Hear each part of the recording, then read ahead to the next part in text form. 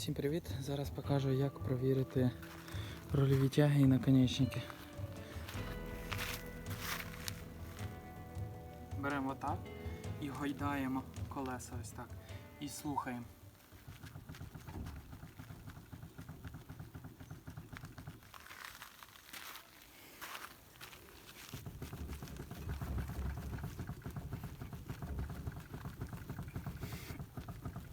Відео по їх заміні.